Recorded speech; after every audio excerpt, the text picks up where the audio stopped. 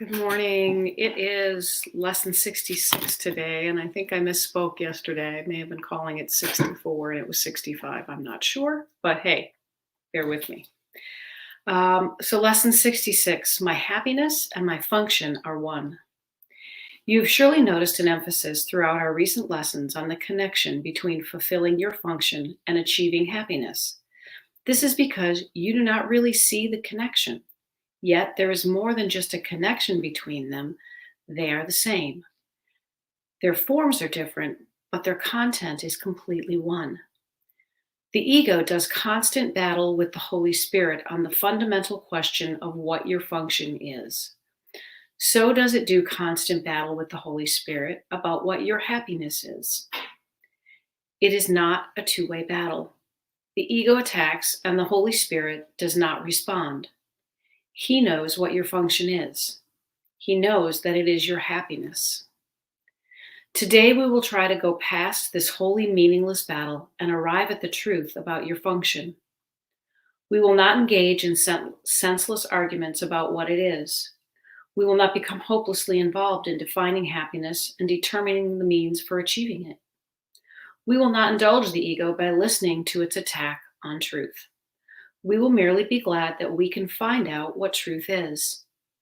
Our longer practice period today has as its purpose your acceptance of the fact that not only is there a very real connection between the function God gave you and your happiness, but they are actually identical. God gives you only happiness.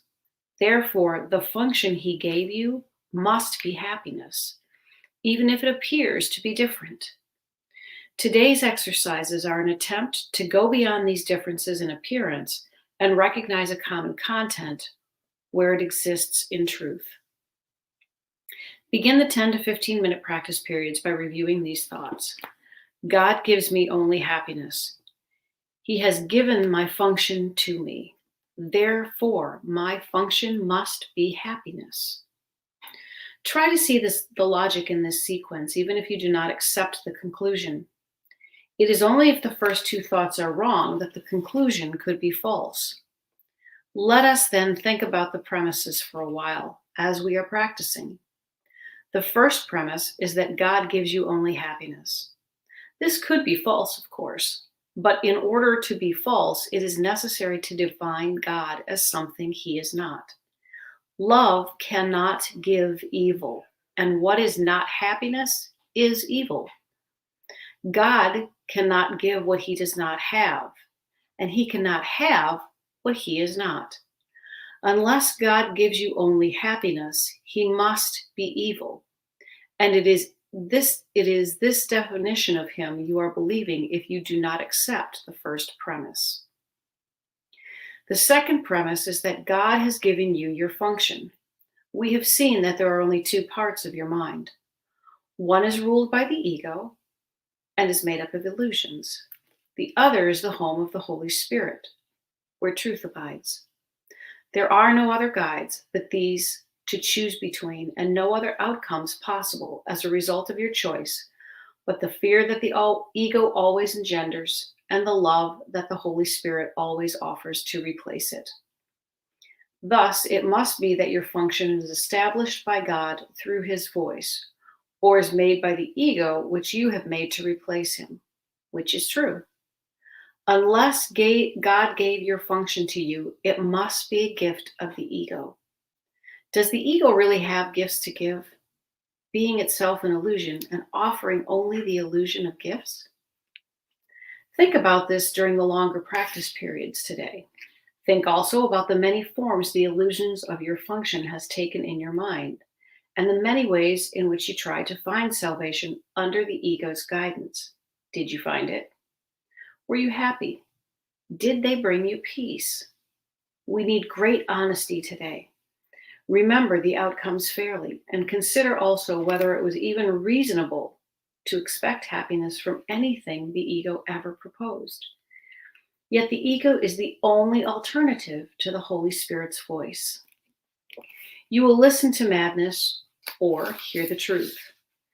Try to make this choice as you think about the premises on which our conclusion rests. We can share in this conclusion, but in no other, for God himself shares it with us. Today's idea is another giant stride in the perception of the same as the same and the different as different. On one side stands all illusions. All truth stands on the other. Let us try today to realize that only the truth is true. In the shorter practice periods, which would be most helpful today if undertaken twice an hour, this form of the application is suggested. My happiness and function are one because God has given me both. It will not take more than a minute and probably less to repeat these words slowly and to think about them a little while as you say them. My happiness and my function are one. Okay, so there is so much, sorry, I have a hair. There is so much information in that, but it is saying if we are born an apple tree and we think that we are an orange tree, we can pretend that we are making oranges. We can pretend that we are growing oranges, but that would be our lie because the fruit that we bear will always be an orange. The truth of the matter is our function is happiness because God made us in his image and God is only love. The opposite of love is fear, and fear looks like evil. And so if God engendered fear, he would be the evil, and that is not possible. And so this is where we embrace the fact that our function has to be what we are made of and what we are made for. An apple tree's function is to make apples. An orange tree's function is to make oranges. An apple tree cannot make apples. And our ego would have us believe that that is the kind of thing we're supposed to do. We're supposed to make this leap and do something that we were not created for. And it just confuses us. Okay. Lesson 66 from Tina Spalding. My happiness and my function are one. You are blessed beings indeed. I am that one that you know as Jesus. This is a very important lesson for you to contemplate. We want you to listen to that explanation several times. We want you to realize that this is a very logical progression of conclusions. If there is such a thing as God and God is loving, then anything that is not loving is not God, and therefore not real, but illusory. So when you go into your own experience of your world through your emotional guidance system and through your observations and those sorts of things, anything that is not loving is not real. It is not of God, and you don't want it in your mind. When you see yourself as hateful or judgmental, goodness, which you will all see, and we do not curse you for that. We are merely taking you on a journey, holding your hand to show you the truth. There is nothing to be ashamed of in realizing the ego is driving your actions. This training program is necessary to bring you back into a place of alignment. The ego has been fed too much food and is too strong. The ego recedes in its importance back into a place of manageability as you begin to master these teachings. You see, you don't want what frightens you. You don't want to attack people. You don't want to demean yourself by abusing your body or abusing somebody else's body. You slowly and surely turn around on that road. There is a road, one road, and it takes you toward or away from love. Let me repeat that. There is a road, one road, and it takes you toward or away from love. As you walk away from love, you feel worse. You choose each step you take on the road. You have free will. That is why the concept of hell laid upon you is incorrect. God does not punish you. You merely have a reflection of your own inevitable choices day by day, moment by moment. There is only one road. You feel better the closer you get to love. You feel worse the further away from love you go. You choose. As you encounter unloving experiences and thoughts, you walk away from the truth. You step away from that which is whole, holy, and happening here. You are given the right information so you can make the right decisions and say, I don't want to feel fear. I don't want to feel bad. I don't want to hurt anyone else. I want to accept my purpose, which is to be happy and in a place of peace. I have been given the means and this strange communication device, the computer, and my big blue book.